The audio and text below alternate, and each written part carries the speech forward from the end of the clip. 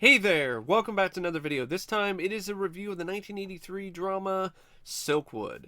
Now, Silkwood is a film that is based on a true story of the events and the life of a woman named Karen Silkwood who worked at a fuel fabrication site in Oklahoma. And she was responsible, as well as others who worked at the plant, for helping fabricate fuel rods that are to be put into nuclear reactors. And so this film does take some creative liberties in terms of what actually happened in reality, like most biographical dramas do. But for the most part, it doesn't take that many creative liberties. It stays pretty close to the true events of Karen Silkwood and her undercover operations, working on getting information to expose the company for errors in judgment and deliberate ignorance on their part in terms of ignoring certain flaws in the plant and in the product that they're creating. So she was doing this because she was a part of the union who were trying to get information to essentially blackmail the company to get them to change the agreements around to, you know, really help out in terms of better pay and all of that and so on and so forth and safer working environments. Just like the poster says, she never made it. She never made it. She never made it to the location to deliver all the information that she collected. And there's a lot of speculation that she was killed by hitmen or people that were hired by the business, by the corporation, to take her out. So, sounds like a really interesting, potentially compelling thriller, doesn't it? Well, the problem with this movie is that it's excessively long. It's way too long. There is no reason for this movie to be 131 minutes. It's over 2 hours, and it feels like 4 hours because this film is written and paced and structured like a TV movie, as if this is like a two-part miniseries. You know, it's like one of those movies where it's like a two-parter where, oh, better tune in on Wednesday night so you can check out the first part of Silkwood on ABC, you know, and then tune in next Wednesday for the chilling conclusion. It's like that's really what this film is structured like. If it's two different movies that aren't really as effective or as efficient as they could be because they're so drastically different from one another. The first movie in this film, the first half of this movie, is about building the characters of Karen Silkwood, of her roommate, Dolly, Pellicker, her boyfriend, Drew, as well as introducing all the people who work at the fuel fabrication site. They work at the plant, and just establishing the setting, the Midwest setting and everything, and so on and so forth. And starting to build up the stakes a little bit. Then the last hour or hour and a half is about the investigation. It's about the corporate espionage. It's about Karen Silkwood becoming a member of the union and doing her part to try to find information to help the union, and the kickback that she's getting from those around her, and the risks that she's taking, and so on and so forth, as well as establishing more and more evidence that this plant is really endangering its workers. And not only its workers, but a lot of the American public, with its ignorance and its straight up incompetence, or not really incompetence, but really what it is, it's cutting corners with their fiscal irresponsibility. But it's all building up to what eventually does happen to Karen Silkwood. So the ending is predictable. You know what's going to happen. So the fact that the film takes its sweet time, just lollygagging around and just dragging and shuffling its feet until this climax, really doesn't do the film any favors, and it also makes the climax have all the impact of a wet fart. I know that's might be a little controversial to some people, but because this has a good amount of critical acclaim, and there seems to be fans of this film, and to each their own. I get it. I understand why people like this movie, because it is a tour de force in terms of the performances, and it does have some really compelling sequences, and it is effective at times. But so much of this movie just feels like padding, and it just feels like a waste. It really does. And there's so many characters in this film. That's another problem. It's like there are way too many characters in this movie. So you think that it would be mainly focused around the three main characters that are in most of the advertising: Karen, Drew, and Dolly, played by Meryl Streep, Kurt Russell, and Cher. But then you have all these other characters in this film. You have Diana Scarwid as Angela, who is Dolly's girlfriend, who shows up at one point in the movie and adds absolutely nothing to the film whatsoever in terms of the overall plot. And honestly, it just feels like she's just there so you can have a little bit more drama for when they eventually break up, and Dolly can have a heart-to-heart moment on the front porch with Karen. But I mean, it is a really good cast. I mean, look at this cast. You got Craig T. Nelson, who plays one of the co-workers, Fred Ward, who plays another co-worker at the plant, Ron Silver, who's one of the guys who works with the union. You got Joseph Summer, who's also in the film, Charles Hallahan, who was one of the co-workers, who was in The Thing, Tess Harper, Bruce McGill as a sleazy co-worker at the plant, David Stratharin as another co-worker named Wesley, who Meryl Streep would go on to work with in The River Wild. Emmett Walsh is also in this. Will Patton. I think Brad Dourif has a cameo. I think he does. I could be wrong, but I could have sworn I saw him in this as one of the maintenance workers who gets a show from Meryl Streep. Yeah. So it's a film that's absolutely loaded with character actors and just with talent. And even behind the camera, you got Mike Nichols, who's an established, capable director, and the directing is fine, but it does definitely feel and look like Mike Nichols was rusty. And he was. He had not directed a film like this for 8 years. Before this, he had just done Guild Alive, which really is not the same kind of movie as this. So he was out of action for almost a decade, and it shows, because there's a lot of sequences in this film that look really flat in terms of direction. They look as flat and lifeless as the flat land that is shown so prominently in the film because it takes place in the Midwest.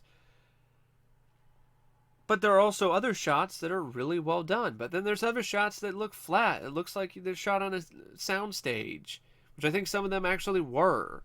So, yeah, it's one of those films where it's disappointing because you have such a great cast, you have a engaging, compelling, true story, and it doesn't really focus as much on the corporate espionage subplot as it really should. It takes way too much time building these characters, and it gets a little excessive at times in doing so. But, it does have some prime material for Meryl Streep to flex her acting muscles, and what is arguably definitely one of the better performances I've seen from her. I think it's a great performance by Meryl Streep. She is the centerpiece of this film and of this story, and she does a really spectacular job trying to carry it the best that she can. But she isn't able to carry it as far because of all the other elements that I've already detailed in this review so far.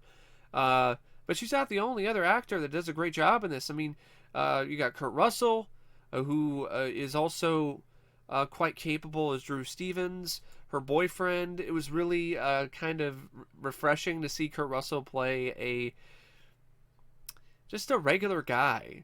Like, he wasn't a larger than life personality. He wasn't an action hero. He wasn't a Disney star. He was just a regular, kind of podunk guy. Who, in order to cool himself off in the heat, pours beer on himself and just, tries to, live his life day by day.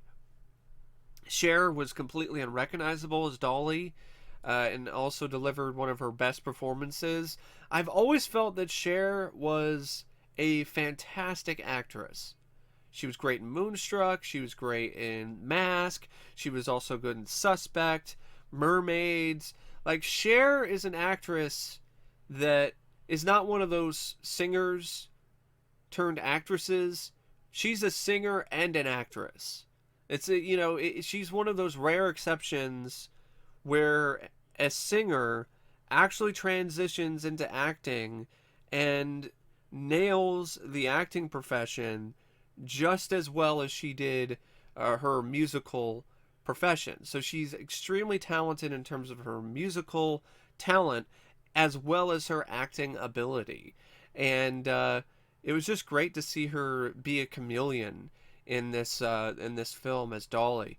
Apparently, though, it was really rough for her at times playing this role because she was tasked with completely tearing away her identity and playing this really frumpy character. And Mike Nichols would pressure her to not try to sneak makeup on, or one time she actually put on some mascara and he caught it and he was like, don't ever do that again.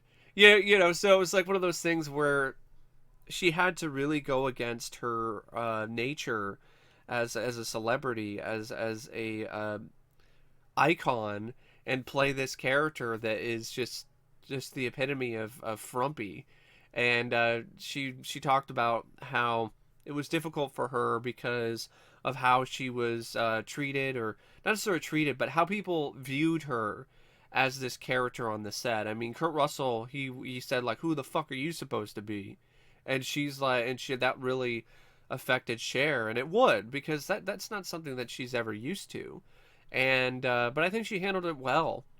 Apparently, she formed a friendship with Meryl Streep on the set of this movie, and that also helped her get over her nerves, because before this she had done a bit role in a movie, but nothing on the caliber of this. This is a fairly big tentpole drama with Mike Nichols and a major studio. So there was a lot of pressure on Cher to perform here, and she did. She absolutely did that, and then some. She even wore pants that had like extra padding and stuff in them to make her look even more frumpy, and it was just one of those things where she really put a lot into this, and there's a lot of dedication to this performance, and it all paid off. And the other actors, they do really good jobs as well. I also thought the production and art design at times was quite effective, especially the shots and the way that the Silkwood home appeared when everything was taken out because it was contaminated with radiation. That was really a great bit of production and art design. They did a really good job making that look convincing. And, you know, it was just one of those things where she had to really go against her nature as a celebrity, as a singer turned actress. She was not one of those singers turned actresses. She was a singer and an actress. And she had to really go against her nature as a celebrity, as a singer turned actress. There was also some really gorgeous looking shots in terms of the cinematography by Miroslav Ondicek, and I did like the score by Georges Delarue. I thought it definitely had this Midwest vibe to it, and it added a good amount to the film. I thought Meryl Streep actually sang quite beautifully when she sang Amazing Grace, which is a key component to this film in terms of its tone, and especially in the last few minutes of the movie.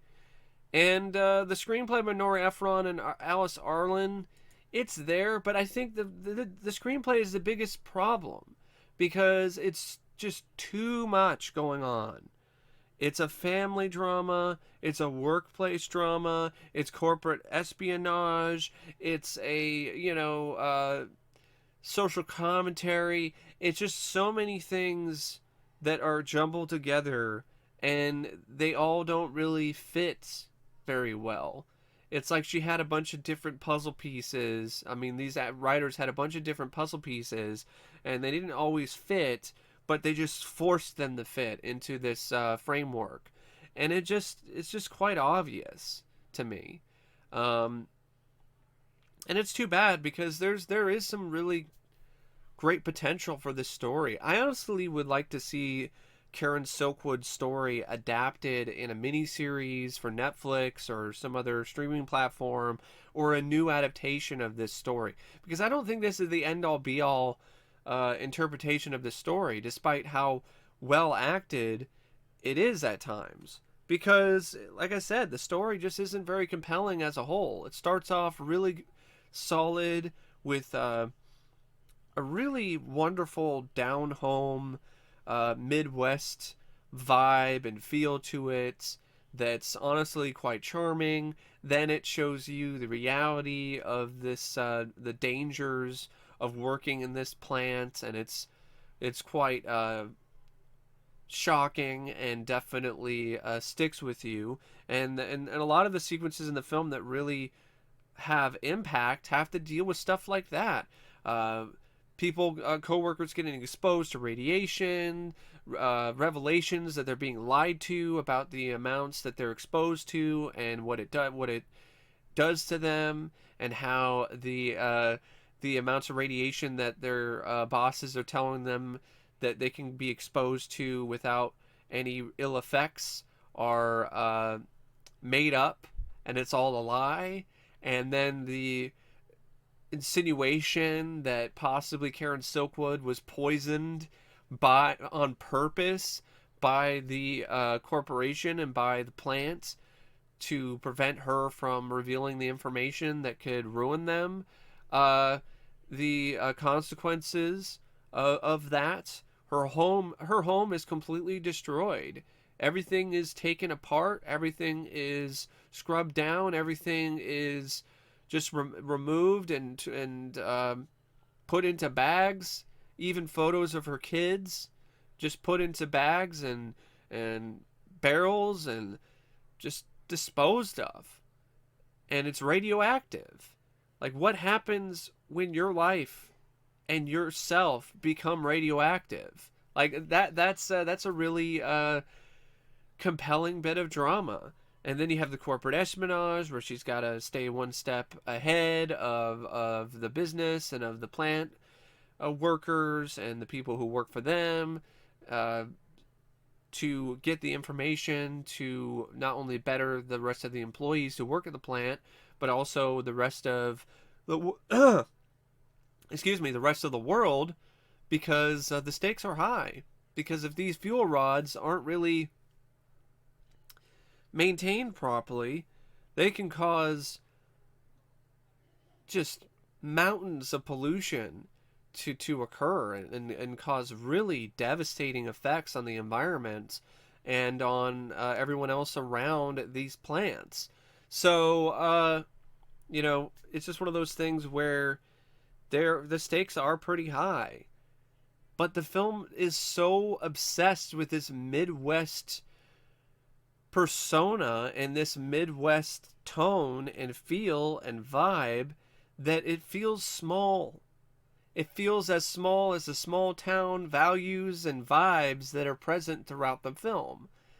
And I think that was a mistake. I really think that the film should have had more of a bigger size and scope despite the small town vibe, because that would create an interesting contrast, and it would make things not feel as muddled as they are in this movie, because a lot of this film, like I said, is just a drama about a family drama. It's about Karen Silkwood and what's going on with her and her coworkers, what's going on with her and her boyfriend, what's going on with her and her kids and her ex and all of that.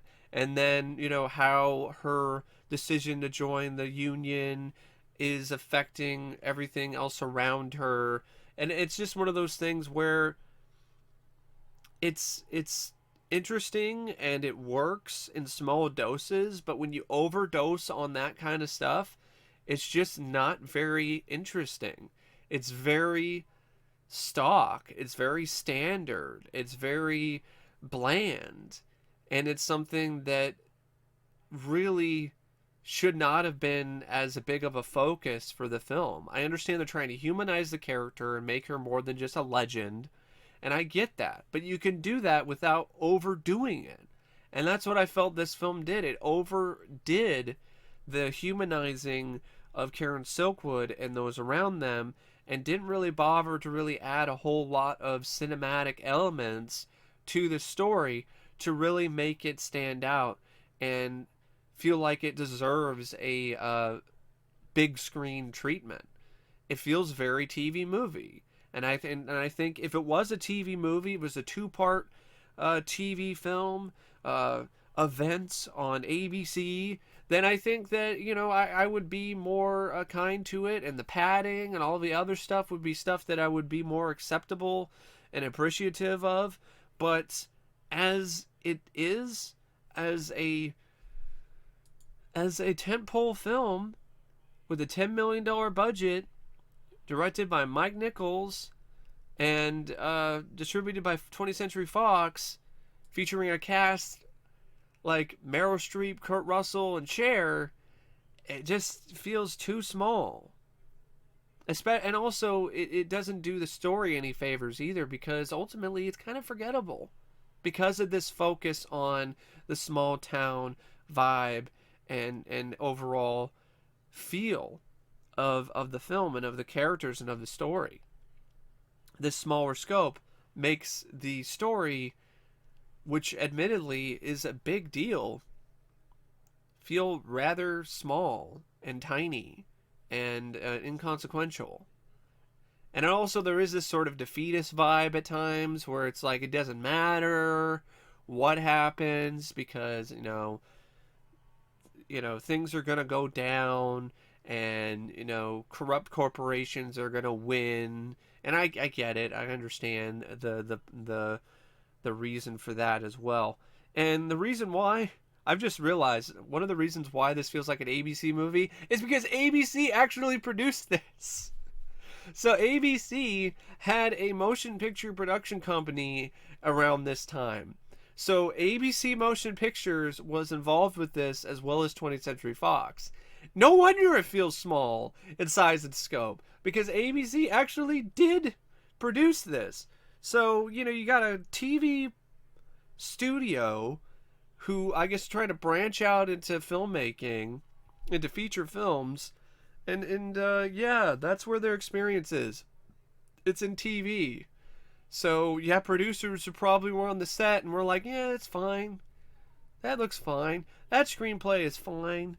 Doesn't need any punching up of the, of the pacing or cutting some of this other stuff out that doesn't really feel like it adds anything to the film. Because, hey, we're used to this. We make TV movies that have this padding, this kind of padding in them. And people don't normally complain then.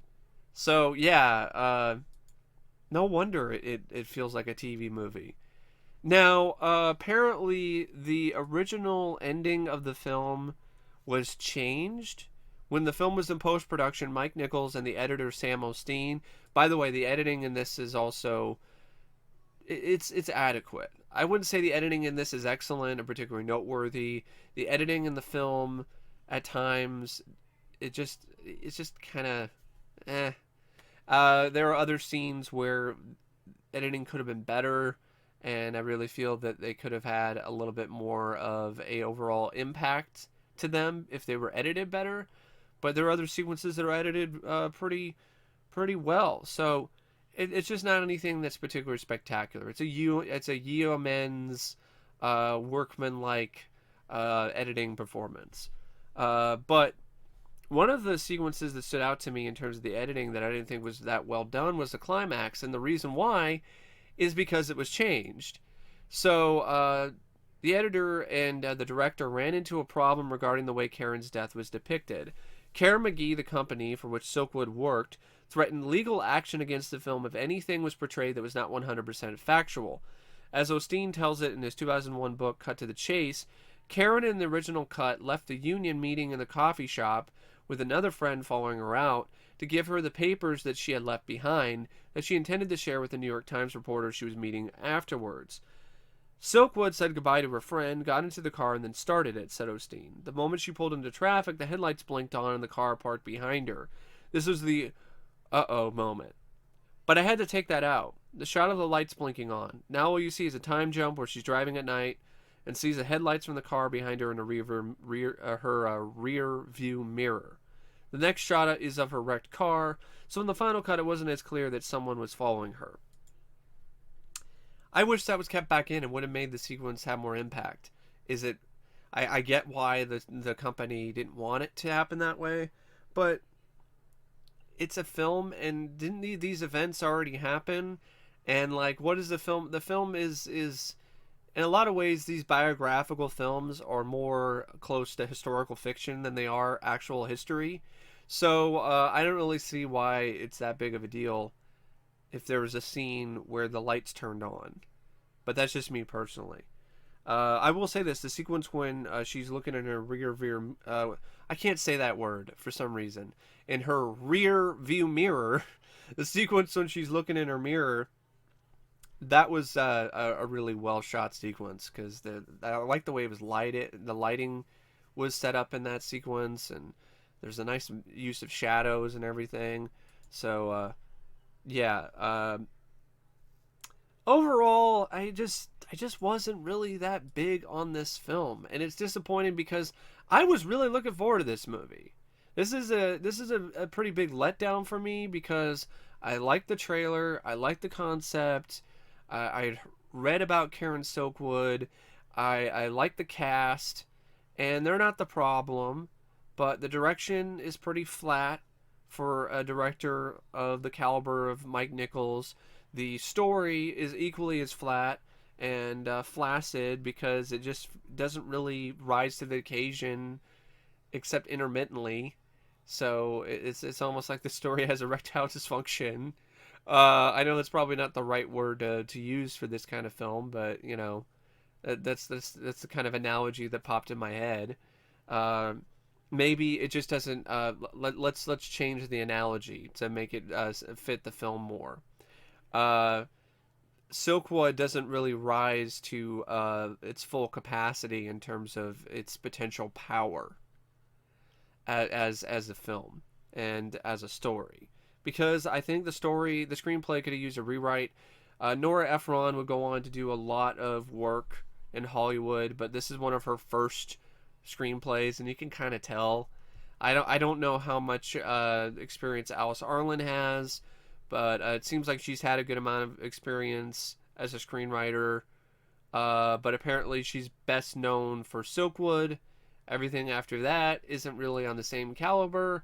So she was kind of new to the game too. So you have a screenplay from two women who are talented writers, but aren't really as seasoned as some other more veteran writers. And so you have a screenplay that really has a lot of padding, a lot of stuff that really could have been cut out, things that could have been emphasized more to enhance the film and its overall quality. But these are things that only experienced screenwriters are really going to notice. Yeah. I would recommend the film if you like the trailer or you're curious about it or if you're a fan of the cast. It is worth one watch for the performances at least and for some of the sequences in the film that really do carry and hold an impact.